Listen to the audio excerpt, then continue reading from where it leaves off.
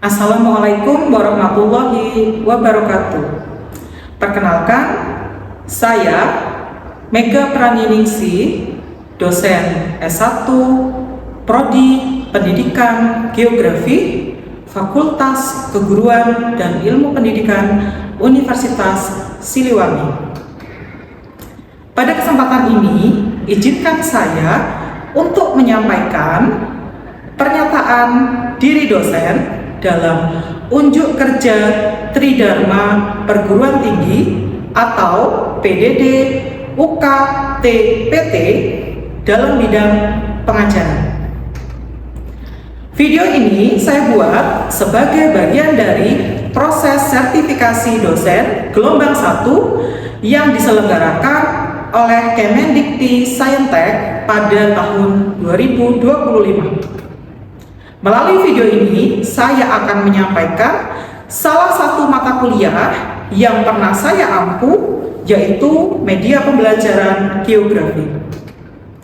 Mata kuliah Media Pembelajaran Geografi merupakan mata kuliah wajib dengan bobot 2 SKS dengan kode khusus KJ 23217038 yang ditempuh mahasiswa pada semester genap. Mata kuliah Media Pembelajaran Geografi membahas tentang konsep-konsep dasar, fungsi, dan jenis-jenis media pembelajaran, memilih dan menentukan media pembelajaran, serta merancang dan menerapkan media pembelajaran geografi sesuai dengan kurikulum mata pelajaran geografi di SMA. Untuk mendukung capaian pembelajaran lulusan Prodi S1 Pendidikan Geografi pada 3 domain utama, yaitu pengetahuan, sikap, dan keterampilan, maka CPL Prodi yang dibebankan pada mata kuliah ini antara lain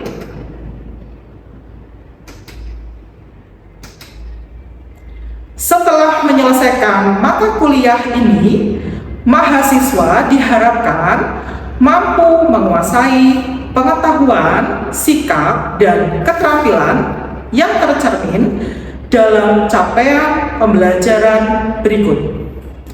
Mahasiswa diharapkan mampu memahami, menganalisis, menerapkan, mengintegrasikan, dan mendesain jenis-jenis media pembelajaran geografi melalui kinerja yang terukur, mandiri, dan bertanggung jawab sesuai acuan kurikulum mata pelajaran geografi di tingkat sekolah menengah atas dengan bentuk luaran berupa desain produk media pembelajaran geografi dan artikel ilmiah yang dipublikasikan dalam jurnal nasional. Selanjutnya, CPL dari CPNK diuraikan lebih rinci dalam CPL sub CPNK berikut.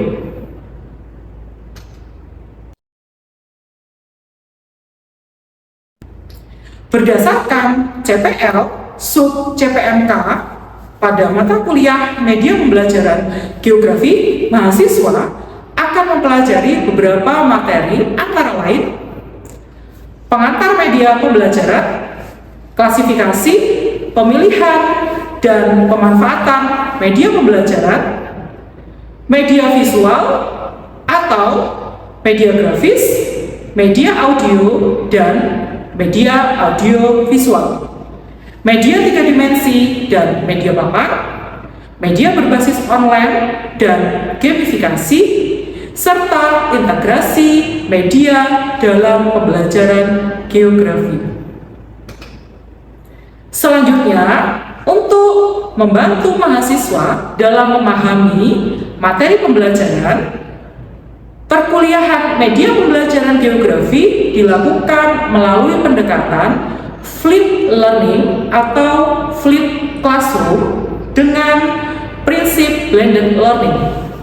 Pembelajaran dilakukan dengan membalikkan kegiatan pembelajaran dalam kelas ke luar kelas dan sebaliknya untuk mengefektifkan pembelajaran dan meningkatkan partisipasi mahasiswa dalam pembelajaran.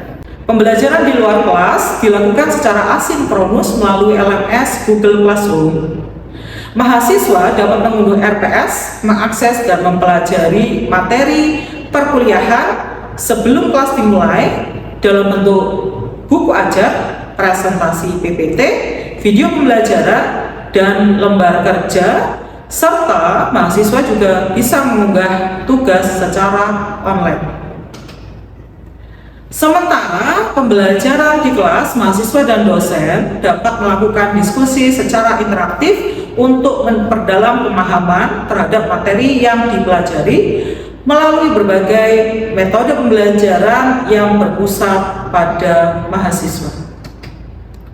Metode pembelajaran yang saya terapkan untuk mendukung CPL sub CPMK dalam mata kuliah media pembelajaran geografi antara lain Jigsaw, Case Based Learning, Group Based Learning, Debat Fokus, dan Project Based Learning, di mana metode pembelajaran ini bertujuan melatih mahasiswa untuk peka dan kritis terhadap permasalahan pembelajaran geografi serta dapat memberikan solusi yang relevan melalui luaran publikasi artikel ilmiah.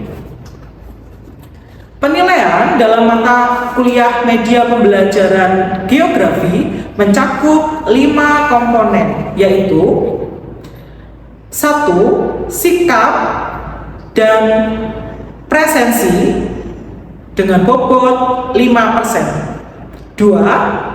Keaktifan di kelas dengan bobot 10%. 3. Tugas dengan bobot 30%. UTS dengan bobot 25%. Dan UAS dalam bentuk project dengan bobot 30%. Penilaian dilakukan secara terukur dan objektif berdasarkan proses dan luaran komponen penilaian yang dilakukan oleh mahasiswa. Hal ini dilakukan sebagai bentuk komitmen untuk meningkatkan kualitas dan integritas dalam pembelajaran. Selanjutnya, saya akan menyajikan video pembelajaran pada mata kuliah media pembelajaran geografi yang disampaikan melalui prinsip DIA, yaitu Delivery, Interaction, Assessment melalui tayangan video berikut.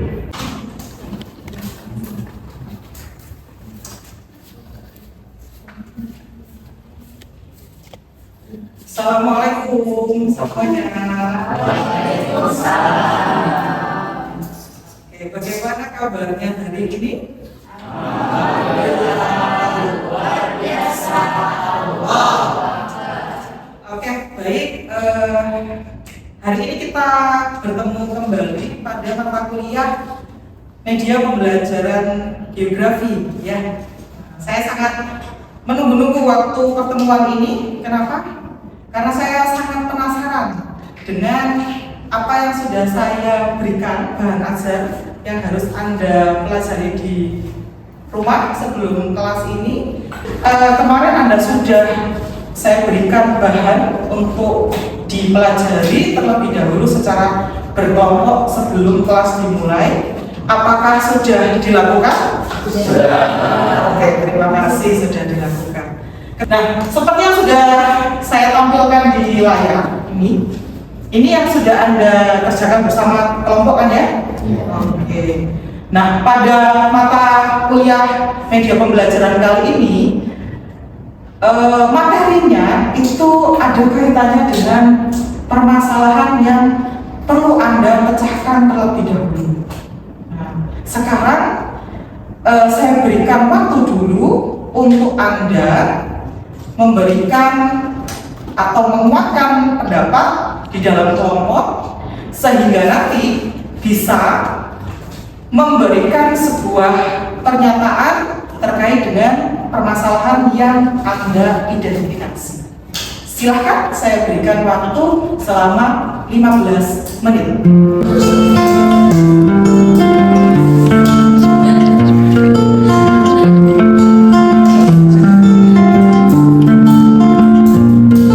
Oke, baik, sudah selesai diskusi kelompoknya? Sudah. Sekarang saya ingin Anda untuk menyampaikan pendapat dari hasil diskusi tadi, begitu ya, dari masing-masing kelompok. Boleh dimulai dari kelompok satu. Mana kelompok satu? Siapa yang mewakili? Oke, siapa dulu? Saya dulu, Bu. Silakan, langsung dulu. Ya, Bu, izin menjawab. Kami ingin menyampaikan hasil diskusi kelompok kami. Kami itu memiliki permasalahan tentang kurangnya minat belajar siswa dan konsentrasi belajar siswa karena ketergantungan gadget. Itu, Bu. Oke, karena ketergantungan gadget. Berarti karena teknologi ya? Iya. Sekarang kelompok dua. Oke, siapa yang akan mewakili? Silakan, Mas. Hasil identifikasi dari video studi kasus yang telah kami diskusikan, permasalahan yang ada di video tersebut yaitu rendahnya pemahaman dan juga minat siswa dalam memahami materi konsep-konsep geografi.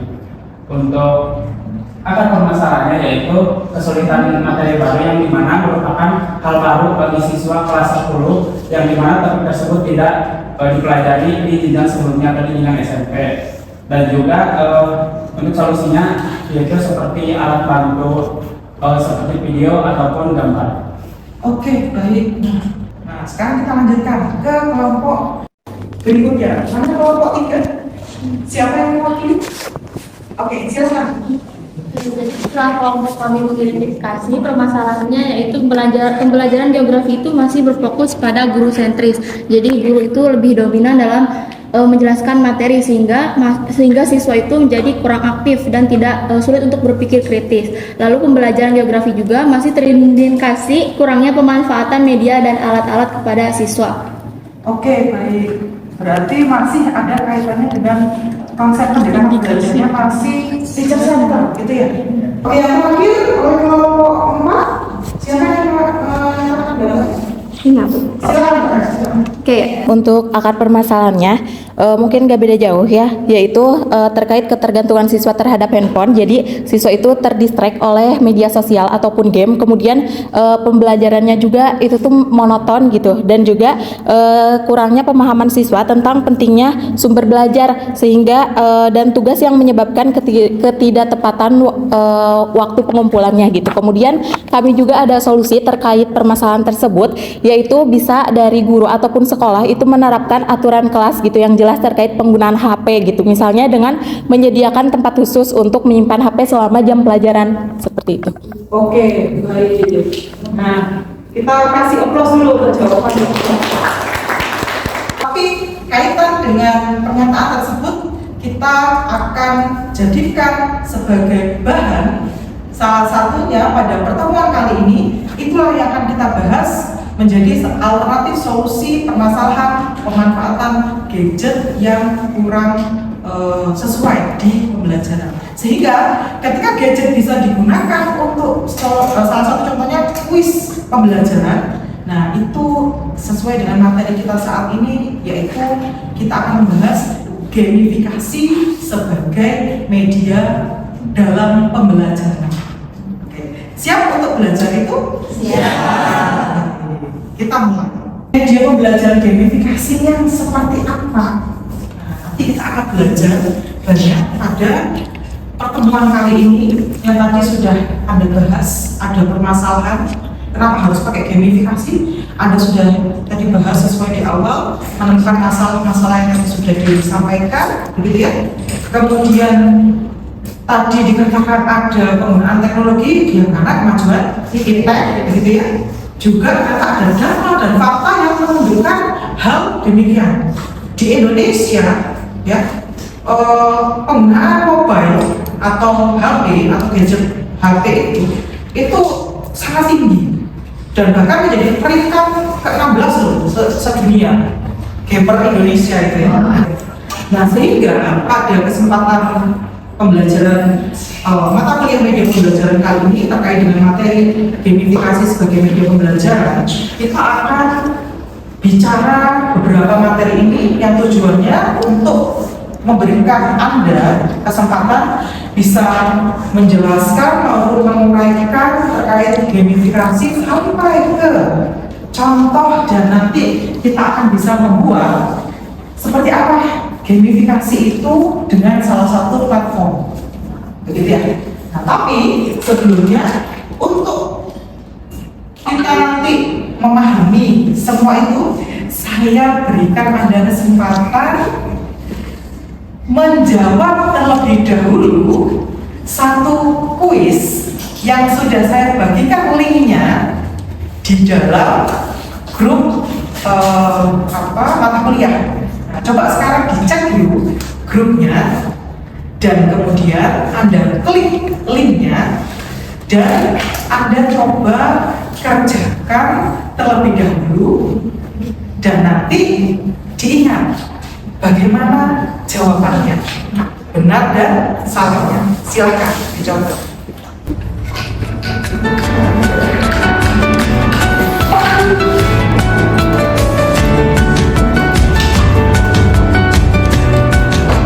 Oke, baik, sudah selesai ya mengerjakan gamenya. Tadi ada yang mengatakan dari kelompok 1 adalah kuis pembelajaran. Barusan Anda sudah mengerjakan atau melakukan itu. Sekarang siapa yang ingin mewakili menyatakan jawabannya? Saya, Bu. Oke, silakan Mas Hilmi. Jadi menurut pemahaman saya tentang media pembelajaran gamifikasi itu adalah pendekatan pembelajaran yang mengadaptasikan konsep ataupun elemen-elemen permainan dalam suatu proses belajar dan mengajar. Nah, tujuannya itu adalah meningkatkan ke pemahaman tentang materi siswa tersebut di dalam unsur-unsur game tersebut. Oke, tadi yang disampaikan secara sederhana oleh Mas ini betul. Intinya dia berupa pendekatan, tapi juga bisa dipakai untuk strategi atau untuk model dan seterusnya. Intinya di dalam pembelajaran itu menggunakan pendekatan atau menggunakan bagian-bagian dari elemen game untuk bisa apa? Untuk bisa memperjelas materi yang disampaikan. Jadi di sini ada menurut Nick dan Peli, kalau bisa Anda baca di sini ya. Jadi menggunakan elemen-elemen game untuk apa? Nah, selanjutnya dijelaskan dia berupa permainan dan konteksnya bisa juga dimanfaatkan ke non permainan. Nah, non permainan ini adalah apa? Non permainan itu adalah berupa materi pembelajaran. Bagaimana yang non permainan ini bisa diselesaikan melalui permainan sehingga lebih menarik untuk apa? Menyelesaikan suatu permasalahan atau problem. Yang menyebabkan gamifikasi gitu ya, ada beberapa karakteristik. Itu yang dijawab di nomor 2. Nah, semua punya karakteristik ini. Inilah karakteristik gamifikasi. Gamifikasi punya tantangan. Tadi game SimCity ada tantangannya nggak? Untuk membuat ada batasan dan lain-lain, gitu kan ya? Kalau tadi ular tangga, ada tantangannya nggak? Ketika bisa naik atau bisa turun atau kena bom dan lain-lain. Ada kepuasan nggak? Ketika menang, ketika bisa level selanjutnya, bisa dapat penghargaan nggak? Bisa. Menjadi wali kota terbaik tentang apanya, gitu kan ya kalau SimCity. Atau kalau ular tangga mendapat sesuai dengan yang ada di kotaknya, gitu kan ya, penghargaannya apa? Kalau kuisis atau kabut ada juga penghargaan, entah itu medali dan lain sebagainya, gitu kan ya. Nah, tapi ada juga ketergantungan. Ketergantungan apa? Ketergantungan ini muncul karena dia sudah suka. Sehingga ketika dia suka, dia motivasi belajarnya bagus, akhirnya muncul yang namanya ketergantungan. Ini nanti yang sedikit banyak menuju pada fase kelemahan dari gamifikasi. Nah, gamifikasi ini terkait dengan tujuannya, tadi saya sudah sedikit menyinggung di sebelum ini, yaitu untuk membuat minat meningkat gitu ya. Nah, mendorong apa dari kegiatan gamifikasi? Mendorong orang atau peserta didik agar fun mengerjakan ini. Berarti kalau ada ketergantungan tadi ya, berarti dia kan senang ya, fun ya dalam mengerjakan. Kemudian menjadi lebih kreatif atau eksploratif. Dia akan mencari gimana caranya aku bisa masuk ke level atau tahap selanjutnya. Nah, dia juga bisa ada yang namanya self expression. Dia bisa menghargai diri sendiri dengan pencapaian tadi. Meskipun pencapaian itu mungkin akan berbeda dengan setiap orang. Productivity, dia akan lebih bersemangat untuk belajar lebih lanjut. Ketika materi itu dikemas di dalam game dan itu membuat orang fun untuk belajar, dia akan terus belajar nggak? Productivity untuk belajarnya meningkat. Dan kolaboratif, sekarang sudah ada banyak game itu yang dia di dalamnya bisa dilakukan dengan cara berkelompok. Misalkan kayak tadi membangun kota atau menjawab pertanyaan secara tim. Nah, itu bisa membangun yang namanya kolaborasi, kemampuan berkolaborasi. Dan yang satu lagi yaitu meningkatkan kompetitif atau jiwa kompetitif atau jiwa kompetisi. Sehingga apa? Sehingga dia akan terus meningkatkan produktivitinya untuk mencapai level ini. Bisa dipahami? Oke, dipahami. Nah, selanjutnya bagaimana langkah-langkah gamifikasi? Langkah-langkahnya nanti kita akan jelaskan lebih dalam pada pertemuan berikutnya, begitu ya. Tapi yang jelas, yang pertama harus tentukan tujuan pembelajarannya, belajar materi apa. Oh, ternyata mau belajar materi peta misalkan. Nah, peta ini apa saja materinya? Nah, buat dulu ide besarnya. Nanti untuk belajar peta dengan cara gamenya seperti apa? Oh, pakai kabut, oh pakai krisis, oh pakai botol misalkan. Nah, terus skenario-nya pakai gimana?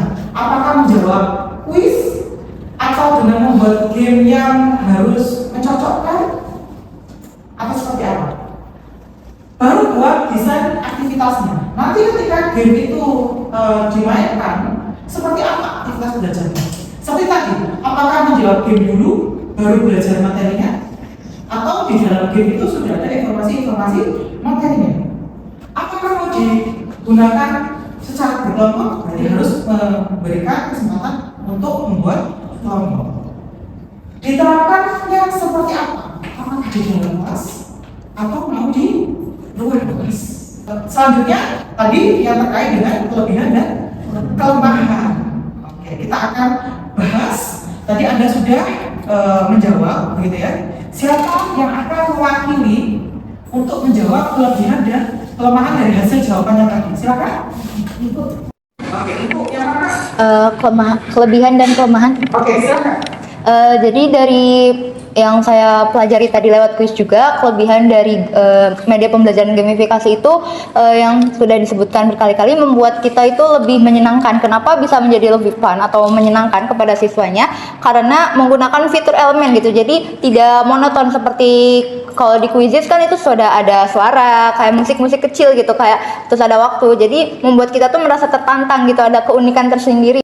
Boleh disampaikan juga kelemahannya, Mbak? Mungkin dua ya, kalau yang boleh.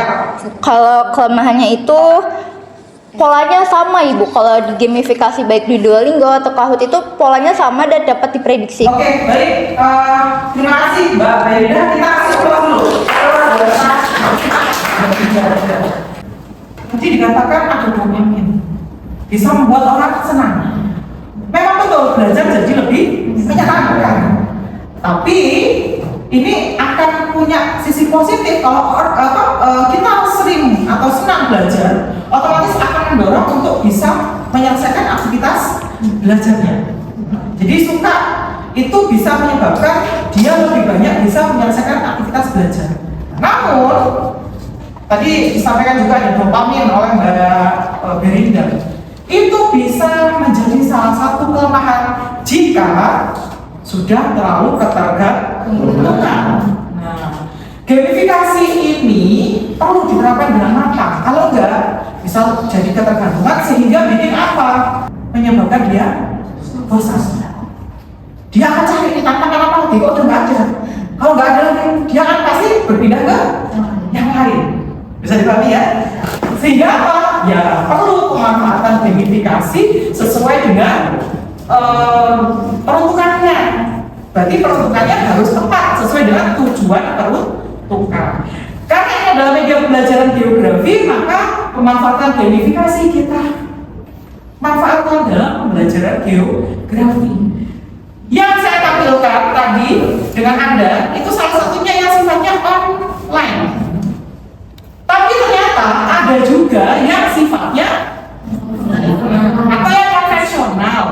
Dengan kemajuan teknologi untuk sekolah-sekolah yang anaknya sudah membawa gadget seperti yang ada di sini, gitu ya, maka untuk meminimalisir tingkat mudarat jeleknya gadget, maka boleh dilakukan dengan membuat atau menggunakan aplikasi yang sifatnya online.